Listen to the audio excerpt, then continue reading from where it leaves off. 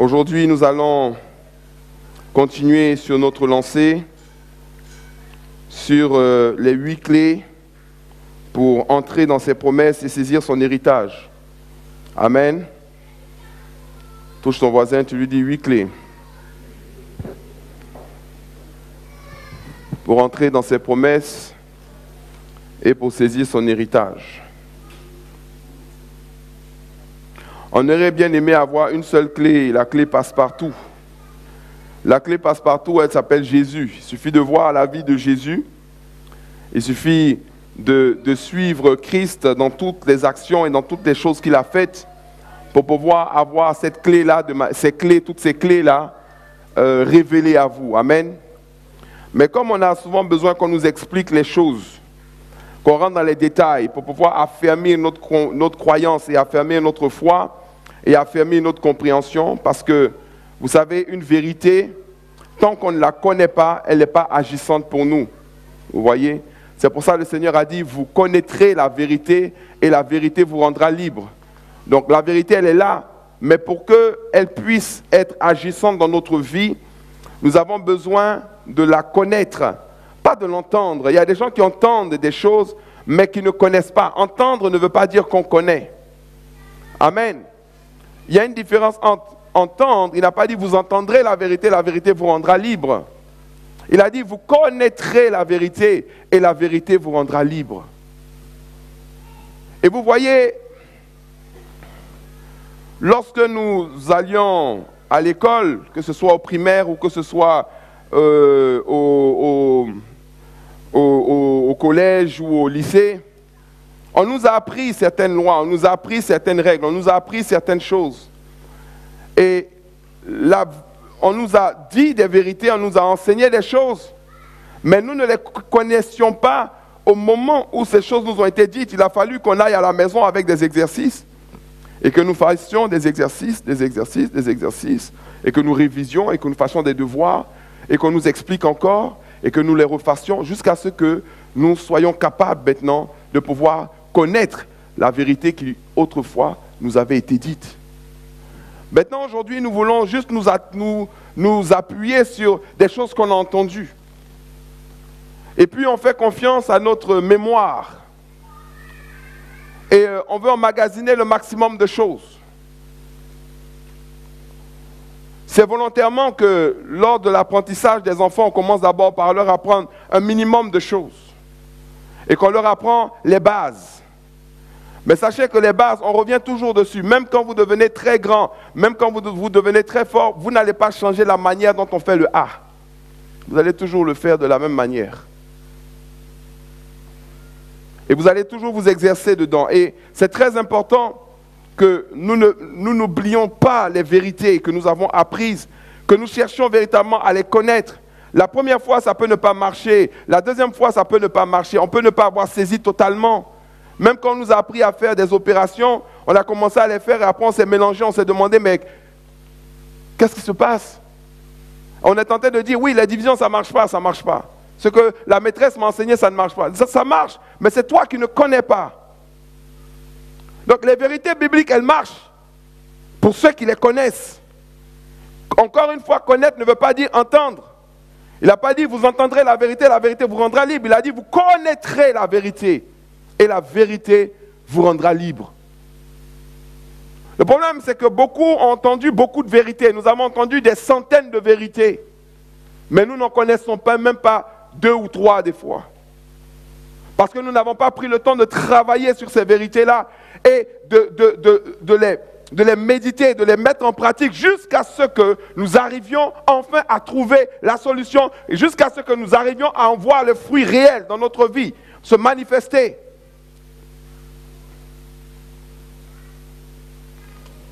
On est pressé.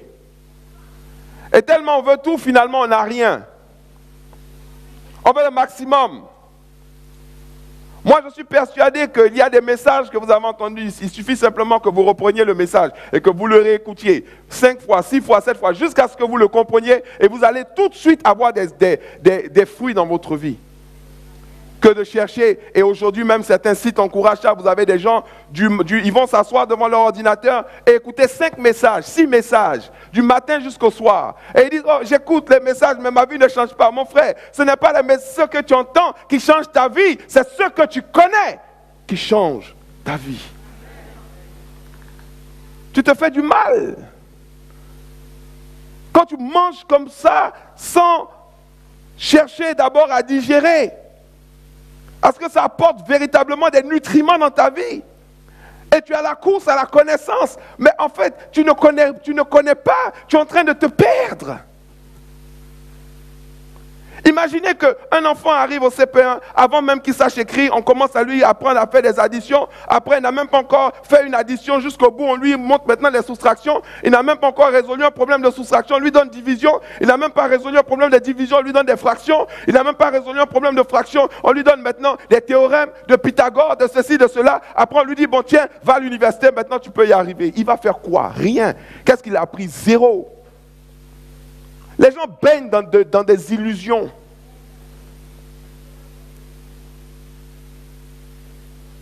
La vie chrétienne est sérieuse. Moi, je dis souvent, le vrai problème, c'est que quand les gens viennent à l'église, on commence à les appeler des chrétiens. Il donne sa vie à Jésus aujourd'hui, on dit, il est un chrétien.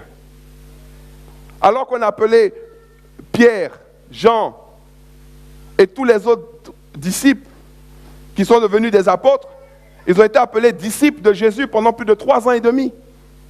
Ils étaient des disciples. Quand quelqu'un arrive à l'église, il n'est pas un chrétien, il est un disciple d'abord. Parce qu'un chrétien, c'est quelqu'un qui a fait les choses comme Christ, c'est un petit Christ. Il a fallu 3 ans et demi à Pierre, plus le baptême dans le Saint-Esprit avec l'évidence du parler en langue, plus la persécution, pour qu'il se convertisse d'abord, avant que maintenant on puisse dire de lui que c'est un chrétien. Aujourd'hui, vous avez des personnes qui disent qu'ils sont des chrétiens, mais ils n'ont même pas encore expérimenté Christ.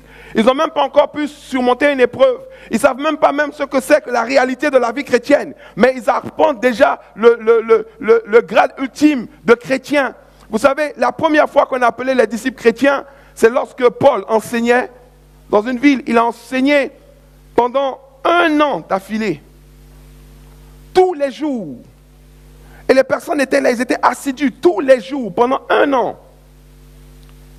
Des fois, il lui arrivait même de prêcher du matin jusqu'au lendemain matin. Un jour même, pendant qu'il enseignait, il y a un jeune homme qui était assis au bord de la fenêtre et il est tombé. Paul allait le ressusciter, il l'a ramené dans la salle, il a continué à enseigner. Il enseignait jusqu'à ce que les gens s'écroulent de sommeil. Et ils ont commencé à voir des choses extraordinaires se passer. Ils ont commencé à voir la puissance de Dieu se manifester. Ils ont commencé à voir des choses extraordinaires. Et ce sont les gens de la ville qui ont dit, voilà des chrétiens. Voilà des petits Christ. Ce n'est pas eux-mêmes qui se sont donné ce titre-là. C'est les gens qui ont observé leur vie et qui ont vu des mystères, qui ont vu des signes, qui ont vu des choses extraordinaires. Et ils ont dit, ceux-là, ce sont des petits Christ. On l'a crucifié, mais il s'est multiplié. Vous savez, Christ est la manifestation même du fait que Dieu lui-même se soit encore soumis lui-même à la loi de la semence et de la récolte. Il voulait récolter des fils et des filles. Et il a sacrifié son propre fils. Il a semé Jésus pour nous récolter, nous.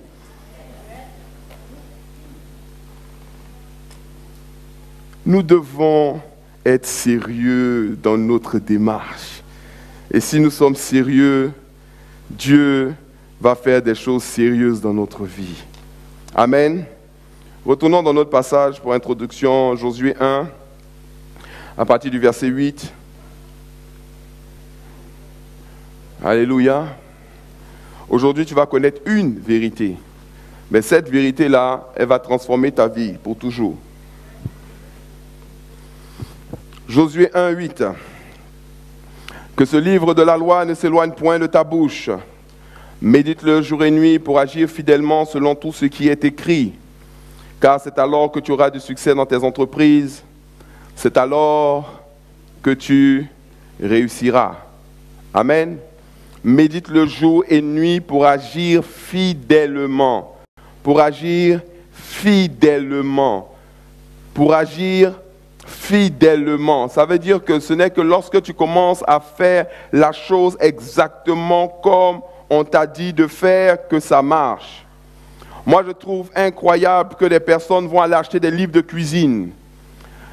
Et lorsqu'ils vont acheter le livre de cuisine, on va leur dire dedans, bon, pour faire une tarte ou pour faire ceci, il te faut 300 grammes de farine, 200 grammes de beurre, 3 œufs, il te faut ça, 2 pommes, de 100 grammes chacune et tout. Et les gens vont suivre scrupuleusement à la lettre ce qu'on leur dit. Et on va te dire, pétris la pâte, fais comme si, mets la levure à tel moment, et ce genre, et ils vont suivre. On va leur dire, mettez ça au four pour 15 minutes, ils vont suivre. Et après, ils se retrouvent avec quoi? Avec le résultat de ce qu'on leur a dit.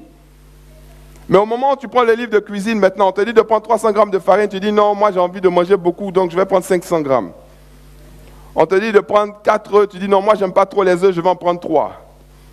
Après, on te dit maintenant, bon, il faut mettre la levure. Tu dis, moi, cette levure-là, j'aime pas trop. Il y a la levure de ma grand-mère, là. C'est qu'elle prend pour faire les galettes, c'est ce que je vais prendre. Après, on te dit, non, il faut mettre ça au four pendant 15 minutes. Toi, tu dis, non, 15 minutes, est-ce que ça va être cuit? Je vais mettre 20. Mais est-ce que tu es sûr qu'en ayant ce genre d'attitude-là, tu peux avoir les résultats escomptés? Impossible. Mais comment ce qu'on ne fait pas avec les gens du monde et avec les choses du monde? On le fait avec Dieu et avec les choses de Dieu. La question de l'évangile n'est pas une question d'option. On embrasse l'évangile ou on ne l'embrasse pas. On choisit de suivre l'évangile ou on choisit de laisser. Mais il n'y a pas d'adaptation possible. Ce n'est pas l'évangile qui va s'adapter à toi, mais c'est toi qui vas t'adapter à l'évangile. Et si tu suis scrupuleusement, fidèlement ce qui est dit, alors tu auras les résultats. Mais si tu adaptes, c'est comme j'ai bien aimé une petite bande dessinée là, c'est quelqu'un qui porte une croix, et au moment où il marche, il dit, oh, la croix elle est trop lourde, est-ce qu'il ne peut pas couper un peu le bout? C'est trop long, donc il coupe un peu. Après il avance encore, après il dit, non, la croix est trop lourde, est-ce qu'il ne peut pas encore couper un peu? Il coupe un peu. Ah, la croix est trop lourde, est-ce qu'il ne peut pas encore diminuer un peu? Il coupe un peu. Maintenant, il arrive à un endroit où il y a un vide. Et il s'avère que la croix, en fait, s'il la posait sans la couper, il allait avoir assez de distance pour pouvoir traverser. Mais au moment où il veut poser maintenant sa croix, il se rend compte que sa croix est trop courte. Donc, il ne peut pas traverser. Si vous adaptez votre évangile, vous risquez d'être surpris qu'au moment où vous allez avoir justement besoin de son impulsion pour vous propulser dans une autre dimension, parce que vous avez adapté votre chose, ça ne sera plus cet évangile capable de vous y emmener. Et c'est là que certains disent, je ne comprends pas, je ne comprends pas. Tu comprends très bien. Ne fais pas semblant. Pourquoi les gens jouent toujours les étonnés quand ils ont des problèmes? Ils sont étonnés.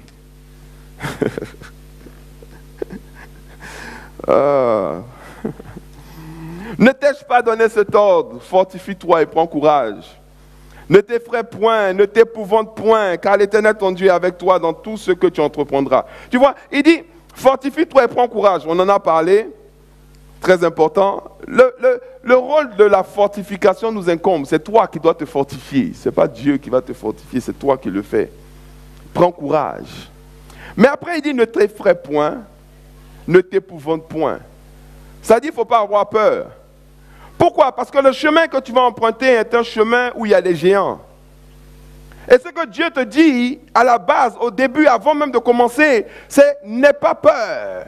Parce que tu vas avoir un cheminement où tu vas rencontrer des étapes, où tu vas faire face à des choses, où tu vas faire face à des combats. Prépare-toi déjà à l'avance à bannir la peur. Vous savez, il y a une seule chose dont vous devriez avoir peur. C'est la peur elle-même. Tu dois avoir peur de la peur. Quand tu commences à avoir peur, fais très attention. Tu dois vite régler ce problème parce que la peur annonce des mauvaises choses. La peur invite le trouble. La peur invite le chaos. La peur invite les problèmes. Vous voyez, la foi et la peur ont une chose commune. La foi et la peur attendent quelque chose dans le futur. Les deux s'attendent à quelque chose. La peur s'attend à des problèmes. La foi s'attend à la victoire.